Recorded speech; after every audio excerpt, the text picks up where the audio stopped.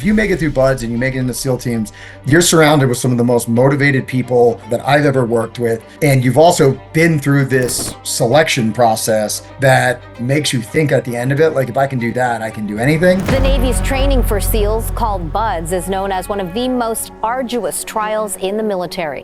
And then I think when you're actually like overseas, I was really involved in more of those kind of like lower visibility things. All my other buddies were going to Afghanistan and Iraq, like right out the door. Like, you don't get to pick the deployment, you don't get to pick where you go to. You're signed up for that job and you go do whatever that job is. And I don't think you come out of doing that job for really any amount of time completely being unscathed. I had life insurance when I came out of the Navy, and I think I just kept that one going. Today we will be speaking with Greg Putnam, former Navy SEAL special operator turned cattle rancher in Montana.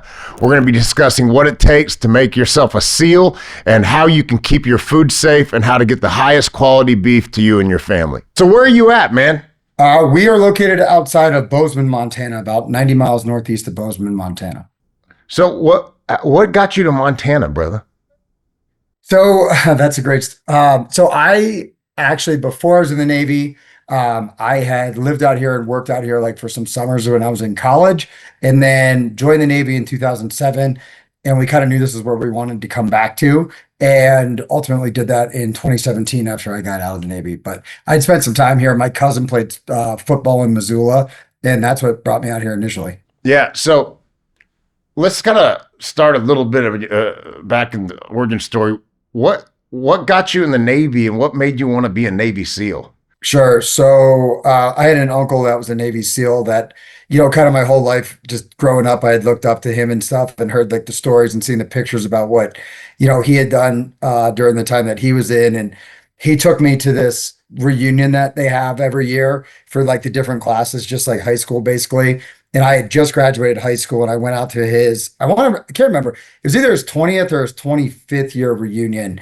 And I went out to Virginia Beach for that. And, they had this whole deal where they just show you all the different skill sets and stuff that SEALs do, and kind of a whole like reenactment type of deal. And I remember seeing that, right as I was graduating high school, and it really kind of just set the seed then. And I, ended up then going to college, and while I was in college, that was like right when 9/11 happened. And so that kind of like the desire to do that was there, and then the seed to do the SEAL teams was kind of firmly planted by that, by being able to go to that class reunion with him, as well as just something that I'd always kind of just wanted to do. I don't know, never went away. So I've talked to different Navy SEALs, and you hear like some guys are really fast and some guys could shoot real well. What were some of your advantages? What were some of your skill sets that separated you from people? Probably none. No, I'd say like, I grew up hunting and fishing and stuff in the outdoors. Like I was, I had done that stuff, but that's a very small part of it. I played sports and stuff, but not at any sort of notable level. To be honest, like, I mean, I didn't have anything where I was like, oh, that was just the easiest part of all of it. I think everybody gets challenged in different ways. There wasn't anything I was like horrendous at, other than a couple of things, just some different evolutions and stuff.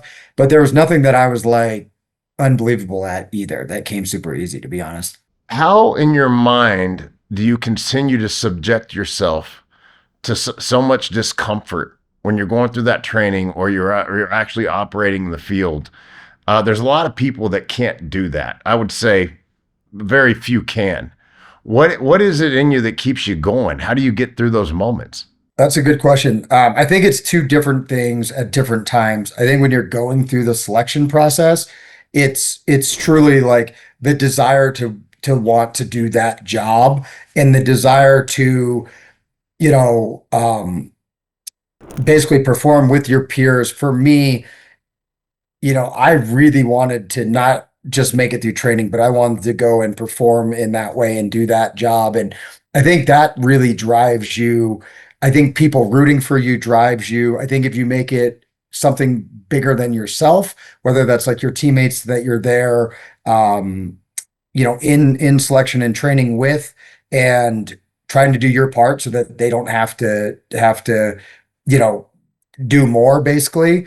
And then I think there's a big component of thinking of all the people that are basically like rooting for you and not wanting to let them down. And I really think it becomes something where if you can make it bigger than or other than yourself, it honestly, um, it's not that bad when you take yourself kind of out of it. And then I think when you get through selection, you're actually doing that job for real. Ultimately, it's about the people around you and not wanting to let them down. And it's kind of the same thing where, again, you're more concerned with the guys around you and the team and doing your part than you are about the discomfort that you're feeling. So I spoke to a SEAL one time, and he was he had to wear an ankle monitor. He was over in Tanzania, and he was working for a bush clearing company, and he had to wear this ankle monitor because I guess they were worried that he was going to go do contract work or something like this. And this guy was, I think when he was younger, he was running like with the pack on. He was running like a sub 18 or sub 19 minute 3 mile with the pack on, something crazy. But what he was telling me is that that they can that there are certain people that in these kinds of situations that can actually push themselves to death. They can actually, there's like you push yourself so hard that the body can give out. And they're looking for people with a mental fortitude that can actually push themselves to that degree. Do you find it was something similar to that? That like, could you push yourself beyond the point of repair? Yeah, I mean, I think at that point, at least for me, and I think for the people who make it through that selection, that's kind of the level of commitment that you're at.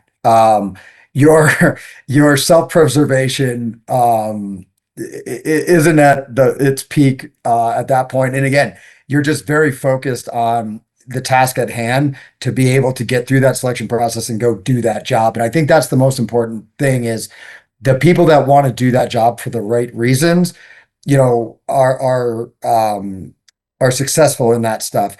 The interesting thing is I think it's absolutely a major mental test, but then there are people that physically had issues that weren't able to make it through that level of stress on their body. So I think it's a combination, to be honest. And it's not like they train you a lot on the mental side before you go into that selection process. They do a lot of that training post the selection process. But I think there's people out there that just have that wiring, both physically and mentally, to be able to kind of handle that. But then you pair that with the desire to make it through there to where you're not going to quit. And at that point, I mean, you're all in with the process if you're gonna make it through it. So there's been studies that amongst professions, the highest rates of psychopathy are in special operators, and I wonder if that's probably something that might be of a benefit, right? If you can push yourself to that degree, or you can commit so completely, right, without regard, and commit without abandon. Did you find now? Do you Like, find? what would be the definition of that? I don't know if I've heard that term specifically. Like, what would be some of the how would you Well, I characterize mean, they that? find it in CEOs. They find it in a lot of elite performers, right? And I think it's the ability to focus on, regardless of the consequences, what you're doing.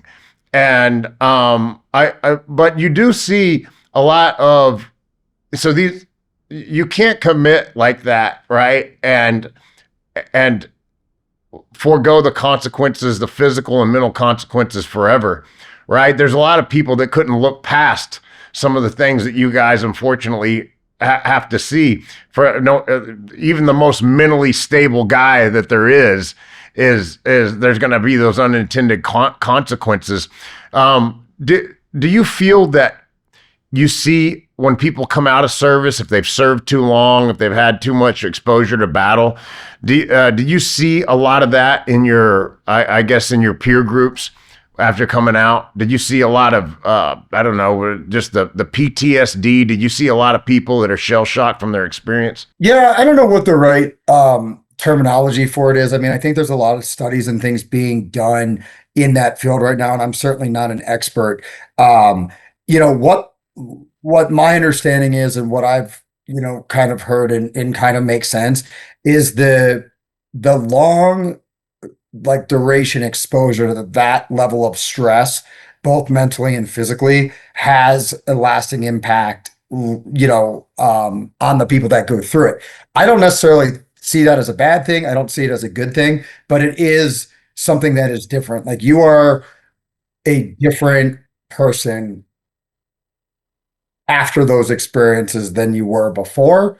And again, that's not in a bad thing or a good way. It's just the way you view certain things, your ability to perform under certain stress, your ability um to act in like I guess like stressful or more chaotic Make situations. decisions. Yeah. Yeah, and typically make good decisions, to be honest. Is there. And I think again, that can be like super beneficial depending on what you do afterwards.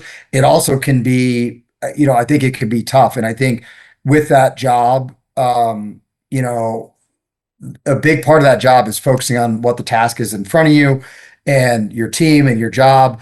And you don't have a lot of time to really focus on um, kind of everything that maybe happens during that time, right? I think when guys get out and they're not as busy or they're not, subjected to as much, training and or just like aren't as busy really, they start to have to deal with some of that stuff. And, you know, again, I think everybody deals with that in their own way. I think there's obviously better ways to deal with it. There's worse, but I think that's kind of a personal thing. And I think again though, a lot of people that do that and the amount of training that we're exposed to and stress that we're basically like inoculated to before, what you ultimately consider to be like the most stressful really takes away the feeling of stress like in the moment because the training is so good. And I think that really helps, especially compared to other units that maybe don't have that like, and that's something that I'm grateful for. That's something that I think actually helps combat you to those stresses when you're going through them. But I mean, there's a lot of, I think anyone that's done that long enough, there's tough situations that you go through. And, again, I think it's like a very personal thing about how people kind of find the right next steps. But that transition is definitely a process. It's not just like, oh, I'm out now. All of a sudden, I've made the transition out of the military. I feel like that process takes time, and everybody kind of has a different path. I think there's a lot of similarities, but everybody's path is kind of personal to them. And then, it takes some time, and I think people start kind of finding their stride on, it's just such a different structure from being in the military, in elite special operations to the civilian sector.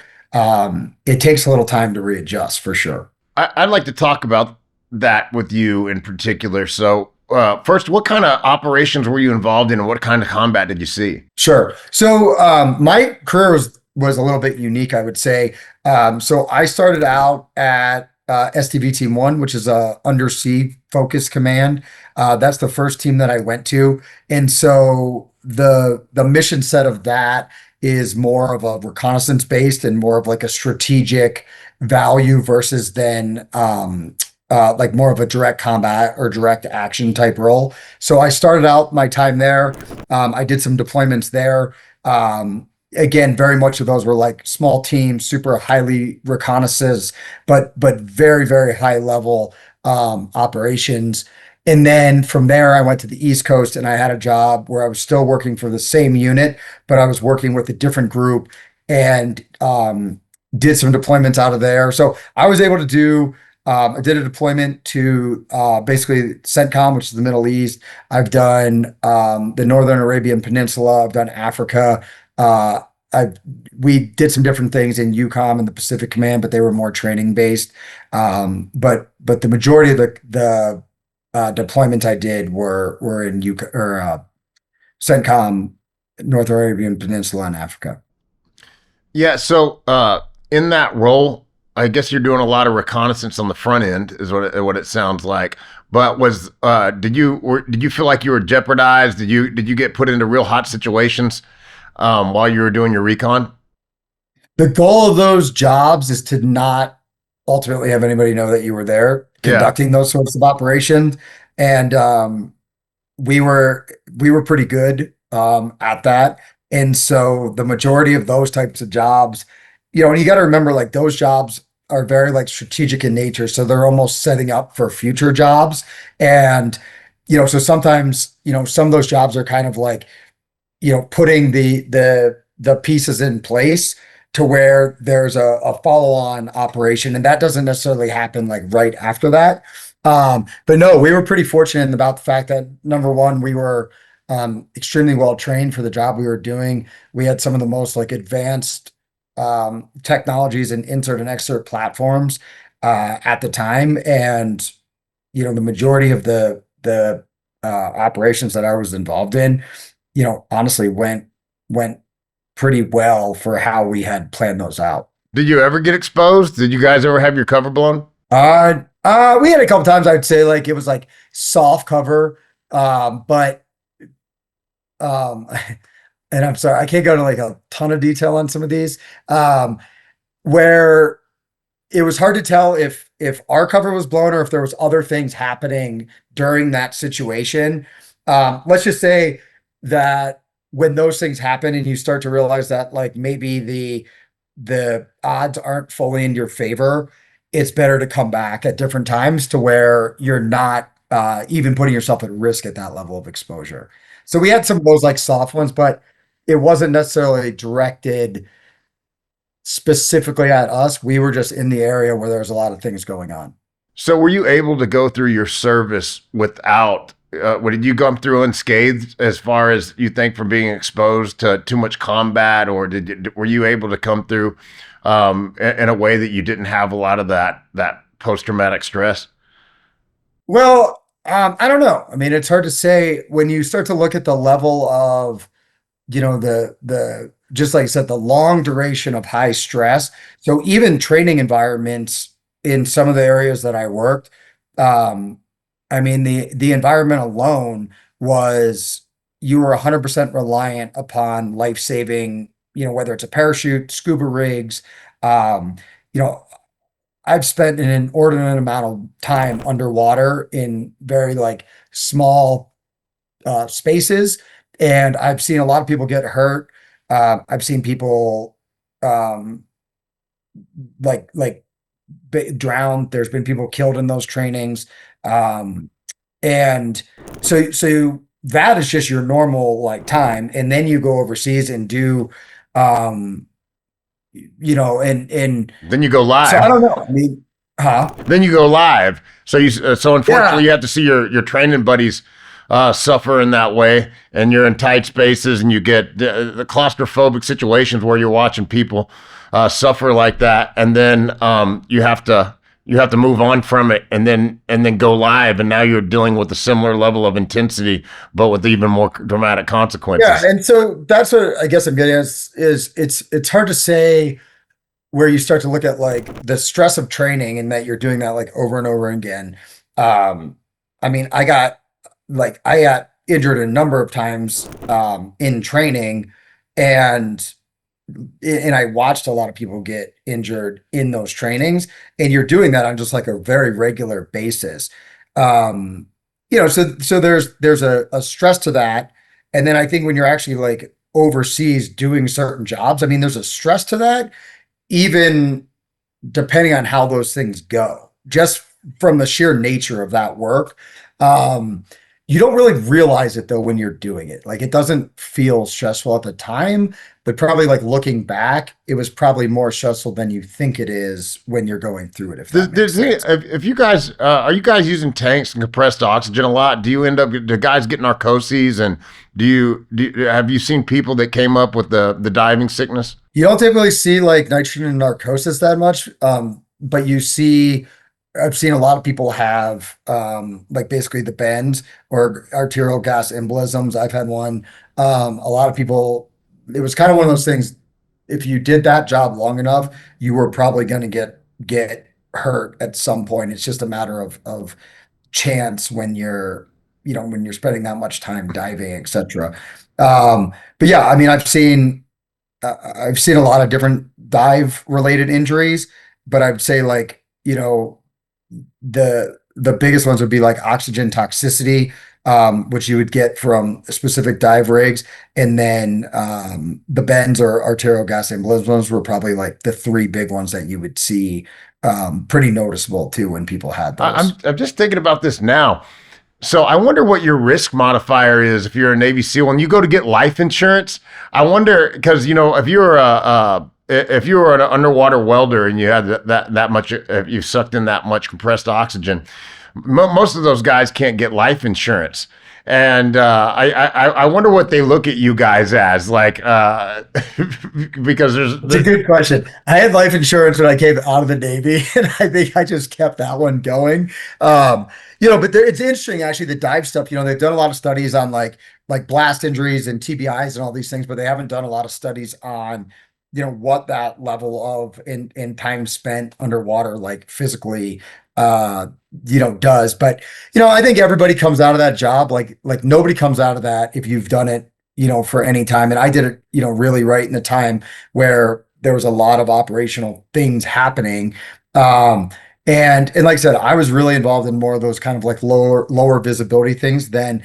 And that was something that, when I first went to the command that I went to, all my other buddies were going to Afghanistan and Iraq, like right out the door. And, it was just it was a different mission set than that. Not everybody was doing that. And it's actually like transitioned now more into those sorts of skill sets, I would say, as there hasn't been kind of as much like direct action stuff going on. But, everybody kind of has a different experience. I don't think you come out of doing that job for really any amount of time without completely being unscathed. But I also think there's, within that, there's like a ton of like, you know, positive things that you take away from it. I mean, if you make it through buds and you make it into SEAL teams, you're surrounded with some of the most motivated people, that I've ever worked with. You're working with just like phenomenal people, phenomenal team, and you've also been through this selection process that it kind of like makes you think at the end of it, like if I can do that, I can do anything.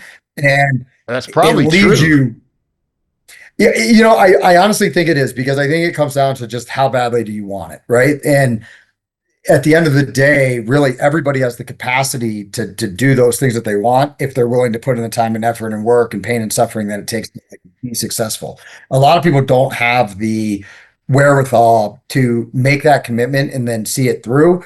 And I think it arms you when you get done with that and you come out of that experience, it sets you up in the future to number Apply one, those kind of be able, skills.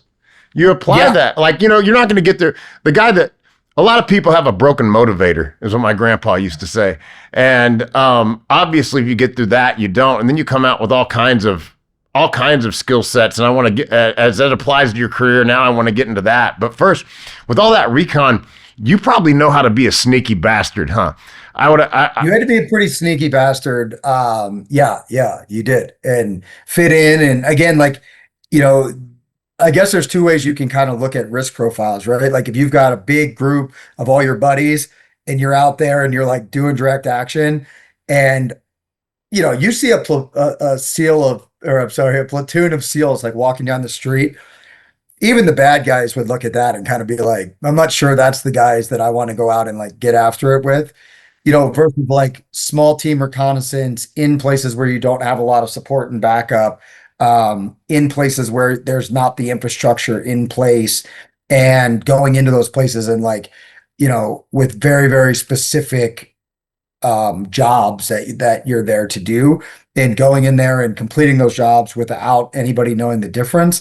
Um, that's both of those scenarios take like a different skill set, different mindset, but also the ability to do that is something that I think amongst the SEAL teams is interesting to make those kind of changes because you could make a change from one command to another.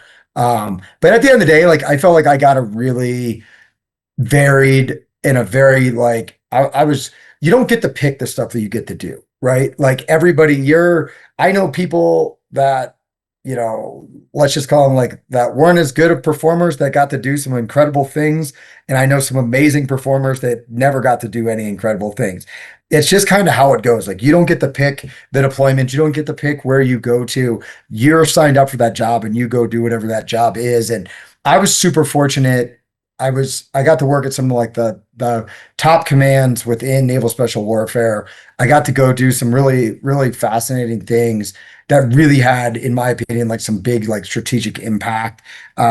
Everybody has things they wish they had gotten to do more of or gotten to do, but I looked back at that time and the 10 years I spent, in service, as like, honestly, some of the most like formidable years, like Oh, I can only absolutely. imagine, man. It's a Yeah. blessing, and thank you for doing it. I heard that the Australians. I had some friends that served in Vietnam, and they were talking about that the Australians were projected the most fear into the VC, and it was because when they were walking through the jungle, they would whistle. They would give away their position, and Huh.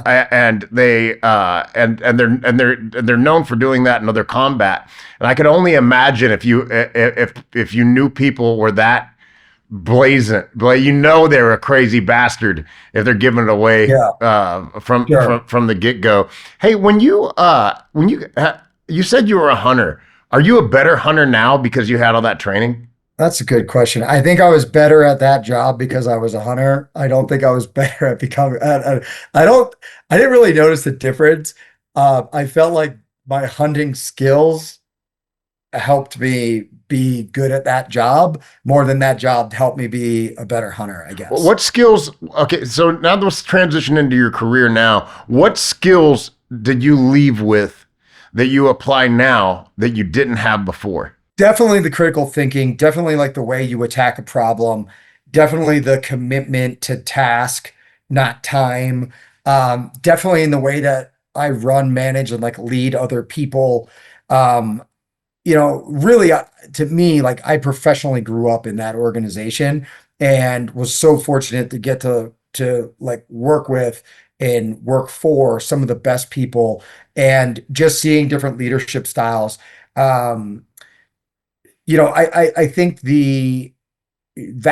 that's probably the biggest one is how do you like effectively work within a team to get everybody driving in the same direction and and run and manage that when you start adding different personalities and problems. That would probably be the other thing is the ability to recognize problems in your plan like as they're happening and make quick decisive correctional changes and not just stick to the plan regardless of how it's going. And I think that's like very applicable whether like you're in business, you're hunting, we all have kind of a plan of how we think it's going to go. And the minute you step out the door, things start changing that are out of your control. And I think the ability to recognize those changes quickly and actually start making corrections to your plan. Also, while the rest of your team knows kind of what those contingencies are, allows you to be like at a much higher level of agility than other people. And I feel like that's been something that would probably be the biggest where I've seen like the most success, especially, off the battlefield and into the business world. So tell people what you're doing now. Yeah, so I am the president and co-founder of Little Belt Cattle Company, and the elevator pitch on that would be we're a vertically integrated local supply chain of 100% start to finish Montana beef. So we have a working cattle ranch. It's about 90 miles northeast of Bozeman. We were partners in and helped start a commercial feed yard just east of Billings, Montana. And then so our live cattle program goes through that, and then we have uh, branded beef program as well that does a focus on grass-fed, grain-finished, super high quality premium beef. So we supply a number of high-end restaurants in the Bozeman, Big Sky, and Denver area, as well as have an online distribution component to that business. Well, you picked a hard way to make a living. You know, they say the biggest way to the best way to get a small cattle ranch is to start with a big one. Yeah. So what do you guys We do? started with a small one and we made it a big one. So So good that's for you, man. Good for you. So what do you think that what are you doing that gives you a competitive advantage? so when my business partner Tim and I, who is also a SEAL team guy, him and I have worked together since like probably 2012. When we started this whole thing, we initially started out as a live cattle operation. Basically as we went into COVID and we started to really see cracks in the food supply chain in America kind of for the first time, it really started to we just started to kind of ask questions like, oh, like how could it be that there's, basically, especially in Montana, there's all these cattle, but there's no beef on the shelf. And we started to look into that, and we kind of came up with this concept of initially it was putting Montana beef back into Montana communities. And I think what gave us a competitive advantage was we were ultimately using, and I'm happy to go deeper into any of these things, but we were using what I'll just call like cattle with really high performing genetics matched with regenerative ranching practices in nutritional pairing. So those cattle at the right time were on the right nutrition for kind of what they needed. And so that was a combination of kind of two different management styles. And again, I'm happy to talk further on any of this, but we kind of we kind of overlap those things and found kind of this middle sweet spot where we had super high performing cattle managed in a way that was really good for the environment as well as for the performance. And then the other thing that I think gives us probably the biggest competitive advantage is that we are like a truly start to finish program. So that means we start with like the genetic selection that comes into our cattle herd based on the performance that we're looking for. And we retain ownership of those cattle all the way through, from processing and distribution all the way back to selecting the genetics that are ultimately going to put, in our opinion, like the best beef on the planet.